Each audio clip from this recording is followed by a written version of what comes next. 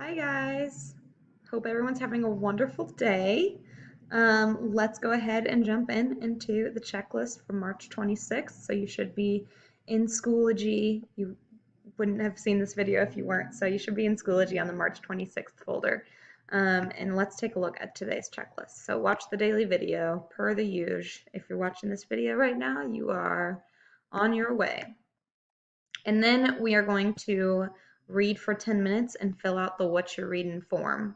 So I'll show you the what you're reading form here. Basically, I'm just trying to collect information on what book you found. I expect you to have found a book for today and that you will continue to read. This should not be a book you've already read. It's okay if you don't have the book in hard copy. So go ahead and give me the title of the book, author, and then let me know, is it a real book that you have in hard copy? Are you reading an ebook or are you listening to an audiobook, which is also fine. You can be listening to a book for 10 minutes a day. And then a little bonus question there for you just to kind of see how you're doing. Okay, so if you have filled out that form, I would like for you to actually stop what you're doing right now, pause this video, and set a timer for 10 minutes. Okay. If you prefer to listen to music, if you want that kind of background music that I play, I can pull up my Spotify and show you the playlist that I use.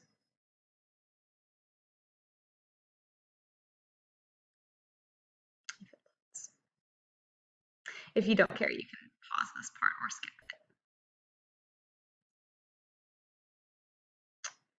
it. Okay, so sorry. Did not realize this was going to take so long to load. Do-do-do.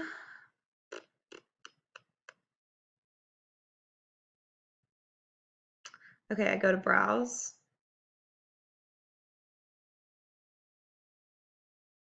Oh my gosh, you guys. And then I go to focus. And then I usually am playing peaceful piano whenever I play music while you guys are reading. But really any of these would be good music to have in the background if you don't want complete silence or if your house isn't super quiet and you need to be able to drown out some sound. Okay, happy reading. Pause this video, get your 10 minutes in, okay? After you have returned, let's start back up. So press play again. Let's get going. Okay, today's work, we are going to start by reviewing your Unit 4 final projects. By review, I'm not talking about like reviewing for a test. I'm talking about like peer reviewing or kind of judging and giving feedback for other people's projects. I've assigned you in the folder, you'll see Unit 4 final or Unit 4 project review assignments, I think is what it's called. And you can see all the classes here at the bottom of the screen. And so you can flip and find your class, and then you will see by your name 3 names that you are supposed to review. So you'll actually have to go back to Schoology, and I didn't want to move where you turn in the projects now because I didn't want people to get confused. But if you go to March 24th, you can go to submit final projects here, and then you'll see your peers' projects. So you'll actually have to go in, click their links, and see what kind of work they did. Once you have done so, you'll open the project review form. You'll give me a little information about yourself, and then you'll tell me, you'll go person by person, the projects that you reviewed. So first person's project to be reviewed, you put the first person's name in there, and then their project is turned in with a working link. So this is kind of your opportunity if they didn't turn one in or if their link doesn't work, click no. And then you'll also click none here because their project wasn't submitted or link didn't work. But otherwise, if their link does work and it's turned in, then you're going to check below each item that was present in their project. So go through slide by slide what they have and click off everything that they had or didn't have. Give their project just a basic score out of 10, how you felt about it, and then explain the score you gave. Obviously, if they have nothing there, you're probably going to have to answer a 1 there, and then you can just give me that quick. They didn't turn anything in or their link doesn't work, so I don't know. But otherwise, just kind of give me overall what your thoughts were on their project, overall effort, design, and quality. 2 sentences. Um, your feedback does matter to me. I look at it as an opportunity to consider other people's perspectives whenever I'm grading. Obviously, I'll be the final say on your grade for your project, but I do like to take into consideration other people's perspectives. So maybe you noticed something about a project that I didn't. Maybe I thought a project was completely flawless and somebody caught something that I didn't. Or the other way, maybe I saw some things wrong, but maybe a lot of people said, hey, I think this project's really good, and I see that they did this, this, and this. Hey, you never know. I appreciate extra commentary and feedback whenever I'm grading projects that are as big as this one. So take that into consideration. The people of whom you are reviewing will never know the feedback you gave on their project. This will only go to me. So please be as honest as possible. Okay, so if we go back now to our checklist, the next thing that we are doing is moving on to Unit 5. You guys already have done this to an extent by getting started with vocab and goals, so thank you for doing that. We're going to revisit that vocab just a little bit as we identify parts of argument articles. So there's an assignment on Schoology that's called Identifying Parts of an Argument.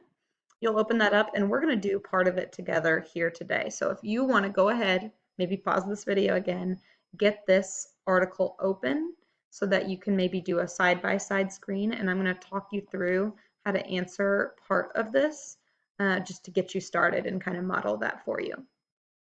So before we get started, it says, remind me what these parts of an argument mean. And we'll do this together right now. So go back to the Quizlet and look at the definitions for claim, evidence, and reasoning/warrant. What do these mean in your own words? So let's go back to the Quizlet link. I did link it there so that you can quickly access it. We're going to go back to the terms and see what these words mean. The first one was claim, an assertion usually supported by evidence. So I want you to think about how you might define that in your own words. An assertion usually supported by evidence. Think about that for a second. If you already have an idea, go ahead and start typing. You're going to type your definition right there next to the word. I'm thinking, when I think of claim, I'm probably thinking of like what side of the argument you're on, and you pretty much state that, you assert that, like it said, an assertion at the beginning, pretty much usually, of your argument. And so I'm going to put in my own words,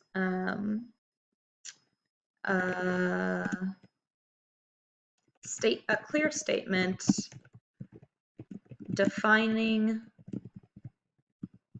the side of an argument you stand on. That's my own words. You definitely don't have to have the same thing. I'm just kind of outlining for you one way that you could do this. Let's go back now and take a look at evidence. Evidence, proof. It's pretty simple. Kind of hard to put that in our own words, but let me think of maybe some examples of proof that we might use to support our argument. Let's think about data,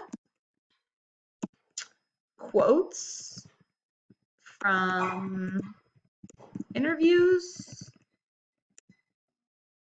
I'm just going to say cold, hard facts that support the claim.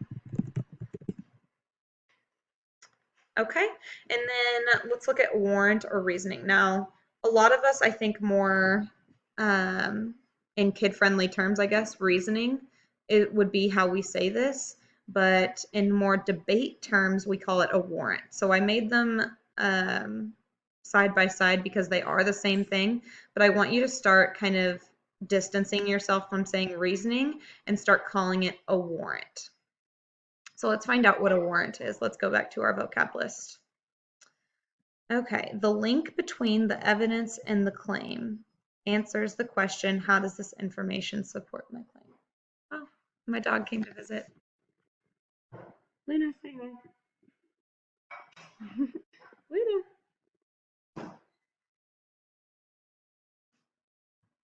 I don't think she's a fan of all this lack of attention she's getting.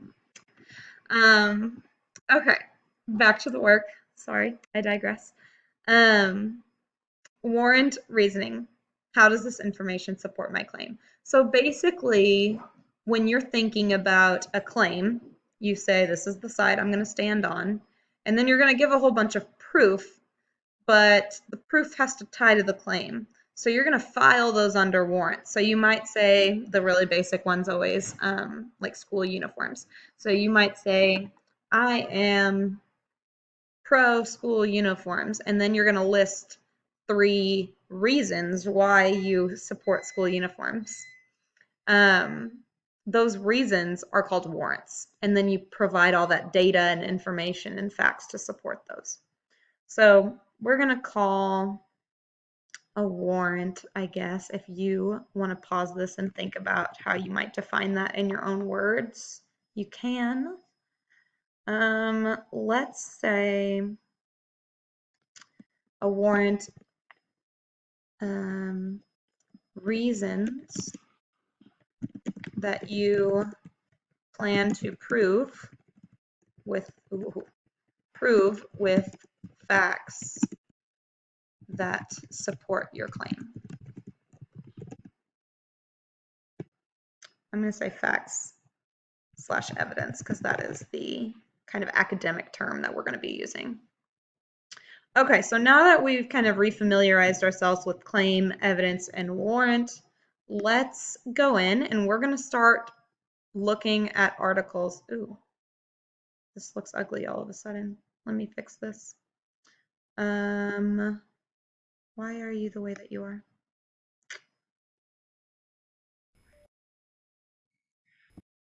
Okay, sorry, let me fix this document. I'm just gonna delete that. Oh, I see where it came from. Oof.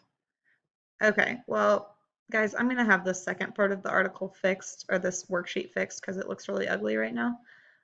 So don't worry about that. But for now, I only need this first part to demonstrate to you. So we're just going to ignore that. Know that by the time you're going to be working on this, it will look better.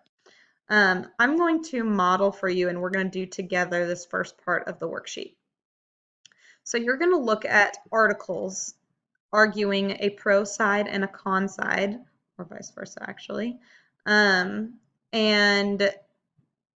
in these articles, there are highlightings, and I want you to find the highlightings and decide which highlightings are claim, which highlightings are evidence, and which highlightings are reasoning for the pro side and the con side. So the first article we're going to look at is one that argues whether you should or should not visit the Titanic. Let's take a look. So you can just click on this. It will take you there.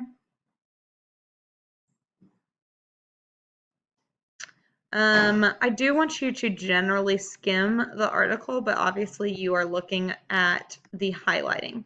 So if you guys would just kind of follow along, I'm going to zero in on this part that's talking about the argument and that has been highlighted.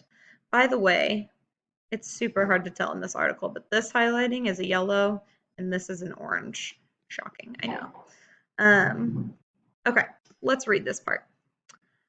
For many, a close encounter with such an iconic piece of history would be an extraordinary experience.